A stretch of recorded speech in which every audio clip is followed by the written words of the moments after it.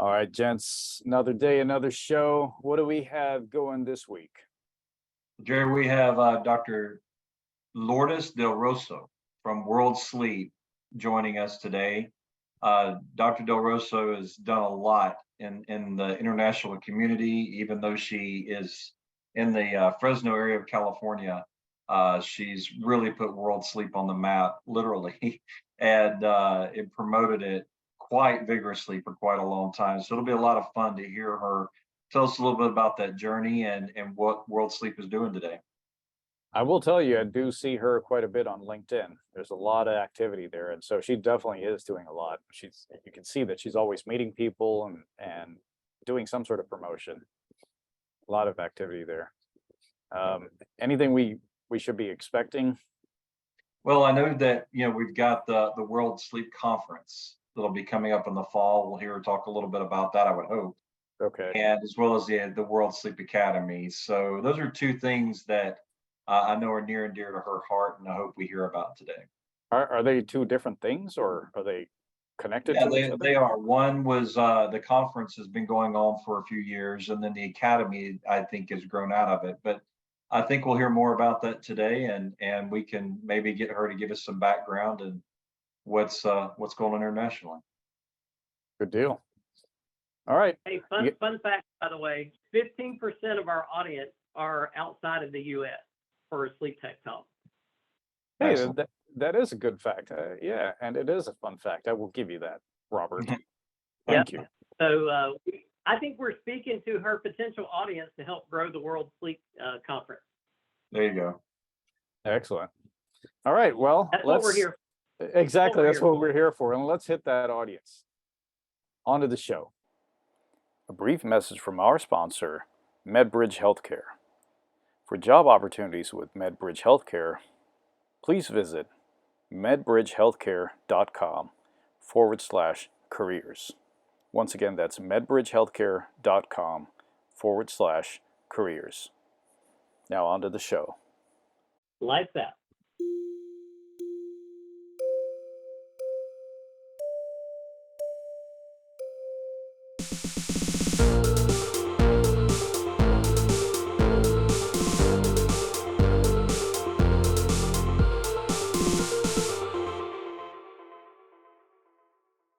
Welcome, everyone, once again to another episode of SleepTech Talk, the sleep podcast with your hosts and friends, the guys whose faces are made for radio, Emerson Kerr, Robert Miller, and me, Dr. Gerald George Mannikarote.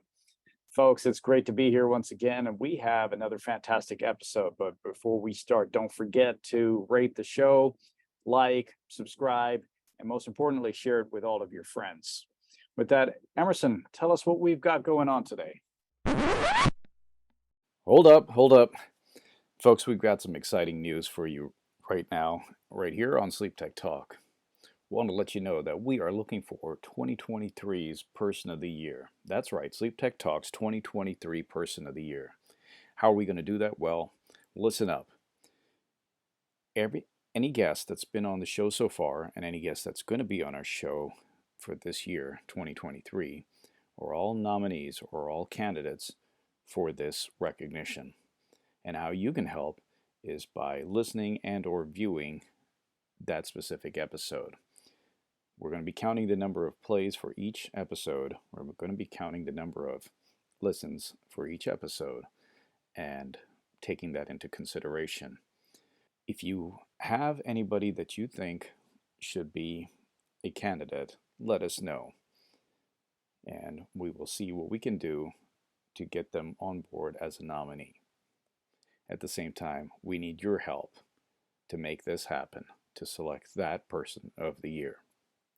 Along the way, we hope to introduce some other awards as well. But in the meanwhile, do everybody a favor, do us a favor, and listen in to your favorite guest. So by early next year, 2024, we'll be announcing the winners. Now back to the show. Well, Jerry, we have a great guest with us today. Dr. Delrosso comes to us from Fresno, California. She has a fantastic history in medicine, but she began her journey to where we are today with earning her medical degree from the University of Miami, a residence at Kaiser Permanente at UC Irvine, a sleep medicine fellowship at LSU, and earned a master's degree in medical education at the University of Pennsylvania and the Valencia International University in Spain. Dr. Delrosso earned her PhD at the University of Portsmouth in the United Kingdom. Dr. Delrosso has also been active in global sleep initiatives such as the 2019 Latin American Symposium on Diversity and Inclusion, the 2020 Symposium on Global Sleep Medicine, and in recent years as the co-chair of the World Sleep Day Committee. She has dedicated her entirely to the field of pediatric sleep medicine, including education, clinical care, and research. Dr. Delrosso is involved nationally in the American Academy of Sleep Medicine and internationally in sleep medicine courses in Latin America. One of the things we certainly know about you, Dr. Delrosso, is your involvement in world sleep, and we're excited to have you with us today to be able to share a little bit about that. How, if you could, just how did you go from being a physician that's so involved in pediatric sleep medicine to stepping into the world stage and bringing this great treasure to us? Yes, hi everyone, and thank you so much for the invitation. It's an honor for me to be here joining all of you. And absolutely, I think as a physician, we all wear a lot of hats already. We are educators, we have curiosity, we participate in meetings, and we come from various areas, both of the country and the world. And it's amazing, even here, we are from different areas of the country. And in each area, there are different problems, different cultures, different healthcare systems that operate. And it's the same in the world. So that's always been an area that I have been dedicated to. I moved a lot in my career, in my life, since I moved to the United States from Peru.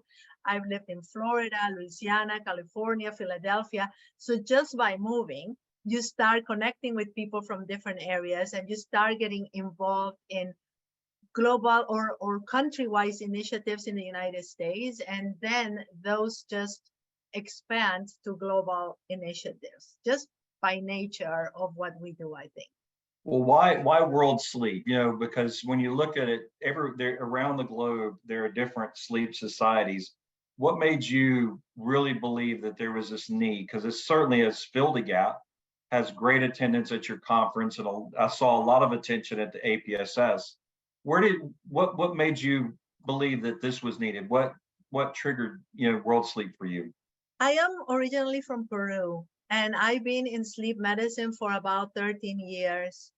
I noticed initially that there was a lack of sleep physicians and sleep medicine as a career path in Peru. So there was a gap. And obviously it was my country. I visited, I started giving talks there, and then it expanded to other countries of Latin America. During the earlier mid-career years in my life, I was invited to Colombia, Mexico, Uruguay, Peru, again, several times. And I realized that there was a large need where I am from. So it was natural to bring this to the attention of the World Sleep Society. So we have a World Sleep Society that it's a group of organizations from various areas of the world. As I started getting more involved because of my need in Latin America, I realized that I had colleagues from Africa and from other areas of the world, that there was still gaps in both education, training, and pathways, like actual training pathways to become a specialist in Africa. So it wasn't just that I invented all of this. I think everywhere we had awareness in various areas, various sleep providers. The board of directors of the World Sleep Society already had an eye on underserved areas and underserved populations. And as a matter of fact, many years before I even brought it up to develop an education program for underserved areas of the world, they already were thinking about a curriculum, and it was just a matter of having people get passionate about it and getting it rolling. So that happened in the past 2 to 3 years. We started working together on developing a curriculum for World Sleep Academy, and that launched last year. And we're training between 29 and 44 new sleep doctors or sleep providers all over the world in all of these areas.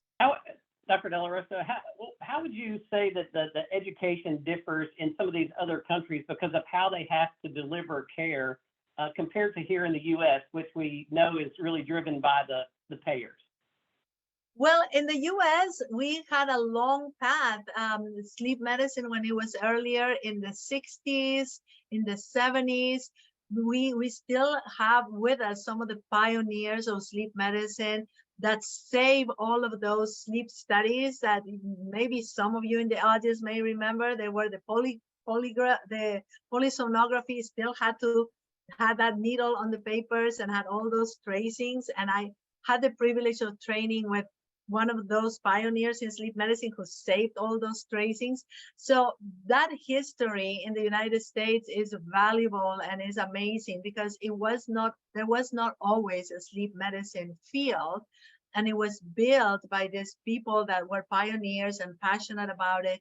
And it was something in our era within the last 30, 40 years that it got established into a fellowship and training and a tech program that had tech trainings and certification and all of that. So in many areas of the world, we still have neurologists, pulmonologists without the specialization in sleep medicine, but within their areas of expertise, and respiratory therapists that are doing a lot of the roles of what we would like it to be a field that it has regulations and certification. So we are currently training people in various areas from psychology, nursing, nutrition, medicine, and within medicine, various areas, respiratory technology in other parts of the country to be these pioneers that are going to bring this legislation forward in their own countries to say, hey, we need to build this field. We need to be a part of other areas like the United States and start building these regulations of this is what is needed for training. For now, our first step is just to train these people that are really interested, to give them the tools to be able to see patients. And you're right. I mean, there may not be very expensive testing available, but there are now a lot of other options. There are options of home sleep testing.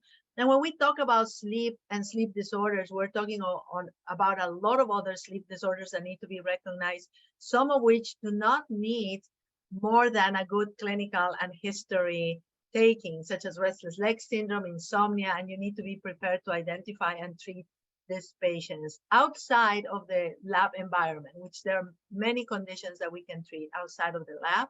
And within the lab, we can also expand these countries on the knowledge of what are the testing available, either home apnea testing or in-lab polysomnography. A brief message from our sponsor, Medbridge Healthcare. For job opportunities with Medbridge Healthcare, please visit medbridgehealthcare.com/careers. Once again, that's medbridgehealthcare.com/careers. Now on to the show. So Doc, I studied medicine overseas, so I kind of get a gist of some of the things. Have you met any resistance with trying to educate physicians on sleep? Do they say that this is not required or it's just junk science sort of thing? Well, I'm kind of biased because I preach to the choir, right? Like everybody who comes to me is the one who is excited about learning sleep medicine. So in that sense, everyone who sends me an email or wants to join the World Sleep Academy has that passion, whether because of their background in some area that they can be useful or whether their personal interest or research interest. The one thing that I would say about some experiences in some countries, and sadly and unfortunately, there are priorities. And I don't really feel that or think, or in my experience, it has been the case that sleep is not important, but we have these priorities. So we have priorities in infectious diseases, or we have priorities in other diseases that are really overwhelming certain countries. And sleep, although they know that it's important, it doesn't take that priority of lists. And that's the part where we can make an education and say, well, sleep is important for your immune system to recover. So in that sense, we may not be reaching out to say you need an academy, you need regulations, you need insurance policies, but you need to educate your patients that even if they have an infection, you need to have good sleep for immune system. If you have diabetes, if you have any other condition, you need to have good sleep habits. And then we reach the barriers of some poor regions in which people do not even have beds to sleep in. So we have doctors all over our societies that reach out to countries with programs bringing beds to countries. And as part of the education, we also have to be cognizant that the conditions of sleep may not be optimal. So it is a full global initiative that we really need to get involved in more. Like, how are you sleeping? What are the conditions? What can we help you in? But the best way to really help, we believe, is training leaders in those countries that will be the ones lifting the field and telling the world what do we need for helping them or support or really building it within their countries. With Colombia having CPAP coverage, that it certainly makes it sleep a little bit easier to do there. Do you see any of the other Latin American countries eventually supporting or covering sleep with insurance? Is any of that on the horizon right now that you see where sleep could be growing in other parts of Latin America? I think so, yes. So Brazil is huge and they have huge labs and is up par with us in terms of research and activities and training. So Brazil is really ahead. There's a lot, as you mentioned, in Colombia, a lot of sleep centers. Mexico, I know there is programs in Uruguay, even training programs. Chile, it's really advanced. We have colleagues that are really pushing the field forward with a lot of research and their labs. There are the gaps. For example, Peru has a very good sleep physicians that are very involved, but there are a handful. So I think that if we grow those numbers and there's power in numbers, they can fight those fights within their societies to appeal for coverage for CPAP, for prices, and all of the above that is needed to reach to patients. Well, that's exciting. Since we're talking a little bit about South America, you've got the upcoming meeting, this fall in Brazil. Can you tell us a little bit about the meeting and what, if any of our listeners are interested in making a trip to such a beautiful city, what they could enjoy, what they could look forward to, and maybe even contrast a little bit? What's different about World Sleep from other sleep meetings they might have attended, like the APSS or something like that? Yes, so what I love about the World Sleep meetings is that they really try to integrate different cultures. So every 2 years, there's a World Sleep Congress that varies in continents. So we have last two years ago was in Italy. And when they have the meetings within the country and the continent, there are a lot of cultural events. So they bring the culture from the country, and there is events cultural in theaters. So in Rio, there's going to be some surprises, obviously, that will bring the culture from Rio de Janeiro, Brazil, the music, the culture. So there's going to be some opportunities to learn a little bit on samba. And so that's what makes it a little bit fun, that you have the opportunity to travel and do tourism in a different region of the world, learn about the culture, and be surprised how advanced and how many colleagues. There's going to be a program specifically for techs. You're going to have a full day of tech training. It may be in Portuguese, but there are programs, education, courses that are specifically geared to build those areas that are needed. But you'll be surprised of the large volume of sleep colleagues and techs that we have in Rio de Janeiro. And then you'll meet people from all over the world. And in 2 years from now, it's going to be somewhere in Asia. So within the program of the World Sleep, you always have some program that is almost a theater kind of program that will bring the culture of the region. In 2019, it was in Vancouver, and they had some events as well. So I always look forward, because you not only have the ability to see your colleagues in other areas of the country and in other areas of the world, but you also learn to know a little bit about what is the culture and what things are doing. A lot of the colleagues are taking extra days to do some tourism. So there's going to be tours within Rio de Janeiro. You have a specific sites within the city of Rio de Janeiro, but people can take short trip to see the Iguazu Falls, or to go to Sao Paulo, or to go to other nice areas of Brazil. It sounds really exciting to be able to cross cultures like that. If somebody chooses to go there or decides to take you up on that offer, what should they do to prepare for such a meeting? One of the first things is that I just found out that there's going to be a visa requirement starting October. So the trip is October like 20, around that area, but starting in October, Brazil is going to require to register with a visa online. So obviously have all your travel requirements, ensure that Brazil may have some vaccination. I think the World Sleep Society has a page that, you know, I can share with you all of what are going to be the requirements. There's going to be a visa registration online. It's not a big thing that you have to go to the embassy or anything. It's just going to be probably requested online, for what I hear. And there is going to be, I believe Brazil may require yellow fever or one of those, but they have a list in the World Sleep Society website. Well, Doc, thank you so much. We are out of time, and I was thinking when you said yellow fever and such, as soon as you said samba, I'm sure Emerson had samba fever. Looking forward to going over there. But where could people get some more information about you and about the society before we close? Yeah, absolutely. So the World Sleep Society has a website, which is really easy. It's worldsleepsociety.org. And I am in LinkedIn as well, if anyone wants to join, and just send me messages. And you know, I'm very active in social media, especially in LinkedIn, because it's our professional kind of society in a way, in our social media network. Awesome. Thank you so much, Doc. We'll be sure to include that in the show notes. And thank you so much for joining us. Thank you. It's been a pleasure. Pleasure is ours. And all of you out there watching, we thank you so much for joining us as well.